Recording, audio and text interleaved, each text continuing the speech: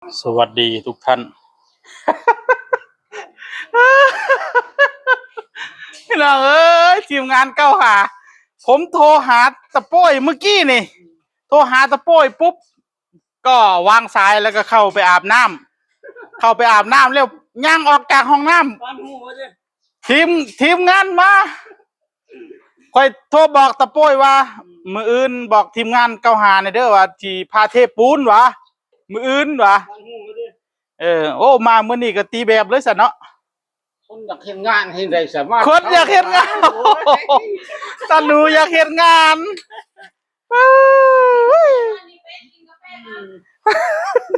อยากเห็นงานว่าทันฮอดมือมันอยู่ไปถ่ายเรื่องเรื่องที่หนึ่งดูที่มาไปผู้ใดตาหนูบ่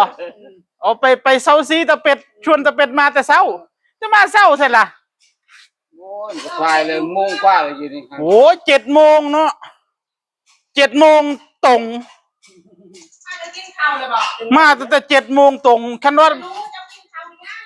เขาวัดเทพปูนนี่เฮาได้ถ่ารถปูนดนขนาดนี่รถปูนมา9 โมงบุญมื้ออื่นมาประมาณนี้ล่ะเนาะมื้ออื่นมาอยู่บ่มาอยู่ดอกมาอยู่เนาะข่อยโทรไปบอกตะโป้ยแล้วเมื่อกี้ว่าให้ไปบอกในว่ามื้ออื่นนี่มาซอยเทปูนวะที่เทปูนอยู่นี่นะอันนี้ด้วยทางนี้ฮะมึงทางย่างเขาดีเด้ทางย่างไปห้องน้ำนี่บ่เทคือกันเทเลยแล้วเทมื้อนี้เลยเทให้หยังมื้อนี้เอาเทรถปูนทีเดียวซีแพ็คทีเดียวเลยมื้อนี้เทยากเนาะหินกับทรายห่อมานะเฮาก็เอาไว้เฮ็ดแนวอื่นซะกระเทิดแล้วรถปูนเข้ามานี่ก็เทียบเลยมันจะแห้งให้เราพูดเช้าฮะทางละหัวเกี่ยมันแล้วนี่หัวโอ้ละหัวขุดหลุมไว้ท่ามื้อนี้เฮาตีแบบให้แล้วซะก่อนถ้าตีแบบแล้วเฮาก็มาลื้อลักหัวเก่านี่ลื้อเอาไว้เดี๋ยวสิไปสั่งลักหัวมื้ออื่นเทปูนมื้อฮื้อตั้งเสาหัวเนาะที่บ่กินแล้วบ่เข้านะ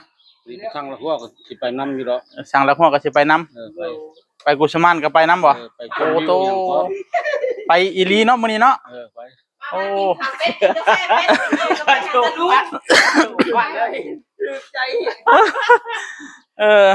อะวันนี้ไหนๆทีมงานก็มากัน2 คนนะท่านมากัน2 คนตะเป็ดกับตะหนูมาไหนๆก็มาแล้วยืนอยู่ตรงนี้มาเดี๋ยวมีข่าวดีถึงทุกคนแหละแต่ว่ามา2 คนก็ให้2 คนไปก่อน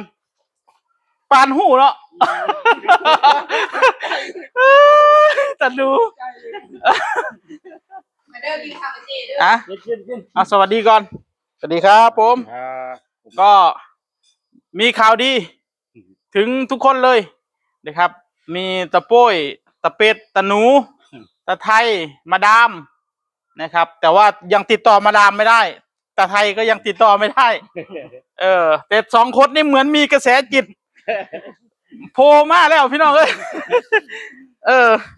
ผู้ใหญ่ใจดีนะท่านจากคุณลุงแฟรงค์เนาะนะครับมอบเงินให้ทุกคนนะท่านมอบเงินให้ทุกคนคนละ600 บาทนะของตาหนู600นะส่วนตะเป็ดก็600แล้วก็ของตะเป็ด600แล้วก็เร็วๆนี้นะโชว์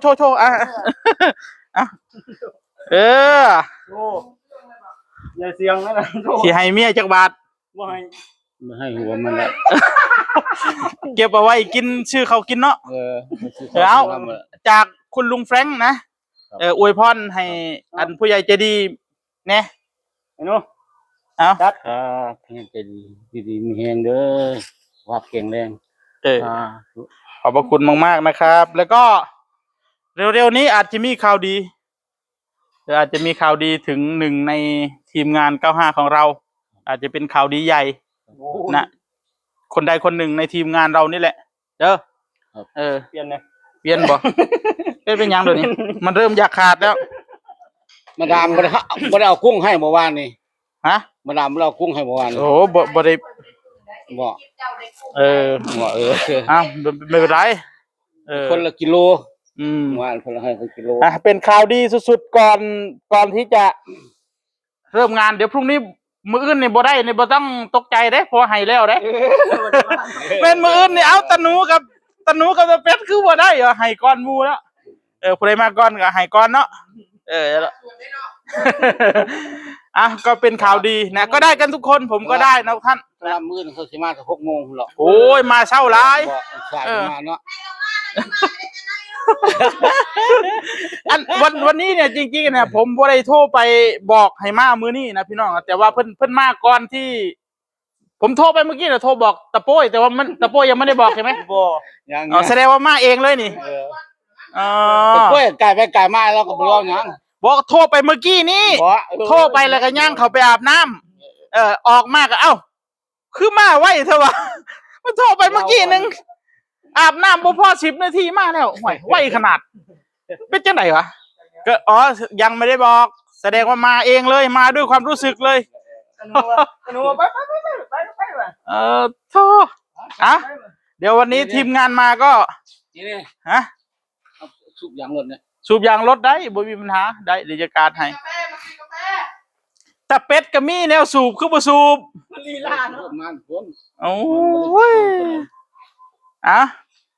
โอเคไปกินกาแฟไปเอาแก้วเอายังชงกาแฟกินนี่ทีมงาน95การสร้างของเรามาแต่เช้าพี่น้องเอ้ยมาช่วยงานแต่เช้าวันนี้ก็พาตีแบบแล้วกันนะพาตีแบบแล้วก็รื้อเสารั้วนะเดี๋ยวก็จะไปซื้อเสารั้วไว้นะท่านแล้วก็กินก๋วยเตี๋ยวตอนเที่ยงเจ๊เห็ดก๋วยเตี๋ยวไปต้มเส้นโอ้ย เราก็7 โมงกำลังแบบทำกับข้าวกำลังทำอะไรกินอยู่นะท่านทีมงานกับมาน้องเอ้ยขอบคุณทีมงานมากๆมาโดยที่แบบไม่ได้นัดหมายนะนัดหมายจริงๆเนี่ยพรุ่งนี้นะแต่ว่ายังไม่ทันได้มีใครบอกเลยมาซะก่อนตาหนูอยากมาเนาะนอนก็บ่รับอีกอยากมาโอ้ย คนว่าโอ้ยวันจะมาจะไปใช่ไหมพ่อ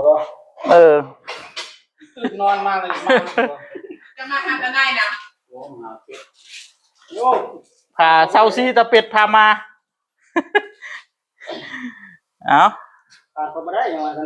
มาแล้วก็ต้องได้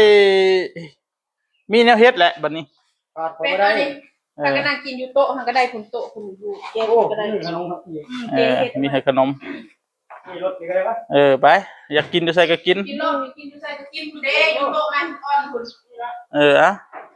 โอเคท่านทีมงานก็กินกาแฟก่อนฝากไว้เท่านี้สวัสดีครับ